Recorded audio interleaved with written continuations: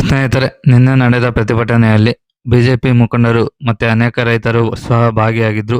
ತುಂಗಭದ್ರಾ ಜಲಾಶಯದಿಂದ ಕಾಲುವೆಗೆ ನೀರು ಹರಿಸಬೇಕೆಂದು ಮನವಿ ಮಾಡಿದ್ರು ಸ್ನೇಹಿತರೆ. ಅದಕ್ಕೆ ತುಂಗಭದ್ರಾ ಜಲಾಶಯದ ಅಧಿಕಾರಿಗಳು ಈಗಿರುವ ನೀರು ಸಂಗ್ರಹ ಪರಿಸ್ಥಿತಿಯಲ್ಲಿ ಕಾಲುವೆಗೆ ನೀರು ಹರಿಸಲು ಸಾಧ್ಯವಿಲ್ಲ ಅಂತ ಹೇಳಿದ್ದಾರೆ. ಅದಕ್ಕೆ ಬಿಜೆಪಿ ನಾಯಕರು ತುಂಗಭದ್ರಾ ಜಲಾಶಯದ ಕಚೇರಿಗೆ ನುಗ್ಗಲು ಯತ್ನ ಮಾಡಿದ್ರು. ಸ್ನೇಹಿತರೆ, ಸಾಕಷ್ಟು ಸಂಖ್ಯೆಯಲ್ಲಿ ಸೇರಿದ್ದ ಪೊಲೀಸರು ಎಲ್ಲಾ ನಾಯಕರನ್ನು ವಶಕ್ಕೆ ಪಡೆದು ಪೊಲೀಸ್ ವಾಹನದಲ್ಲಿ ಕಳಿಸುವಾಗ ನೂಕಾಟ, ತಳ್ಳಾಟ ನಡೆಯಿತು. ಮತ್ತೆ ಮಾತಿನ ಚಕಮಕಿ ನಡೆದಿದ್ದು, ಬಲವಂತವಾಗಿ ಪೊಲೀಸರು ರೈತರನ್ನು ಕಳುಹಿಸಿದ್ರು ಸ್ನೇಹಿತರೆ. ಇದರಿಂದ ಆಕ್ರೋಶಗೊಂಡು ಮಹಿಳೆಯರು ತಮ್ಮ ಪಕ್ಷದ ನಾಯಕರನ್ನು ವಶಕ್ಕೆ ಪಡೆದ ವಾಹನದ ಎದುರು ಅಡ್ಡವಾಗಿ ಕುಳಿತರು. ಈ ವೇಳೆ ಮಹಿಳೆಯರೊಬ್ಬರು ಅಸ್ವಸ್ಥಗೊಂಡರು ಸ್ನೇಹಿತರೆ. ತುಂಗಾ ಜಲನಯನ ಪ್ರದೇಶದ ಶೃಂಗೇರಿ ಮತ್ತು ಆಗುಂಬೆಯಲ್ಲಿ ಸುಮಾರು 15ರಿಂದ 22 ಸೆಂಟಿಮೀಟರ್ ಮಳೆಯಾಗಿದೆ. ಶೃಂಗೇರಿ ದೇವಾಲಯದ ಬಳಿ ತುಂಗಾ ನದಿಯ ಹರಿವು 25,000 ಕ್ಯೂಸೆಕ್ಸ್ ದಾಖಲಾಗಿದೆ.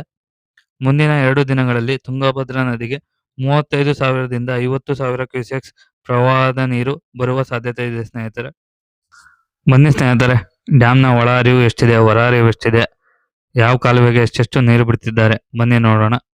ಸ್ನೇಹಿತರೆ, ಒಳ ಹರಿವು 21,491 ಕ್ಯೂಸೆಕ್ಸ್ ನೀರು ಒಳ ಹರಿವು ಬರ್ತಿದೆ. ಸ್ನೇಹಿತರೆ, ನಿನ್ನೆ ಕಂಪೇರ್ ಮಾಡಿದ್ರೆ ಇವತ್ತು ಜಾಸ್ತಿನೇ ಆಗಿದೆ ಒಳ ಹರಿವು. ಯಾಕೆಂದ್ರೆ ಮಲೆನಾಡು ಭಾಗದಲ್ಲಿ ಚೆನ್ನಾಗಿ ಮಳೆ ಆಗ್ತಿರೋ ಕಾರಣದಿಂದ ಒಳ ಹರಿವು ಜಾಸ್ತಿ ಆಗಿದೆ.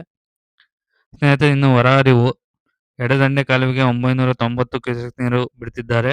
ಇನ್ನು ಬಲದಂಡೆ ಕಾಲುವೆಗೆ 1,367 ಕ್ಯೂಸೆಕ್ಸ್ ನೀರು ಬಿಡ್ತಿದ್ದಾರೆ ಸ್ನೇಹಿತರೆ. ಮತ್ತೆ ರಾಯಬಸವನ ಕಾಲುವೆಗೆ 50 ಕ್ಯೂಸೆಕ್ಸ್ ನೀರು, ಮತ್ತೆ ನದಿಗೆ ಯಾವುದೇ ರೀತಿ ನೀರು ಬಿಡ್ತಿಲ್ಲ.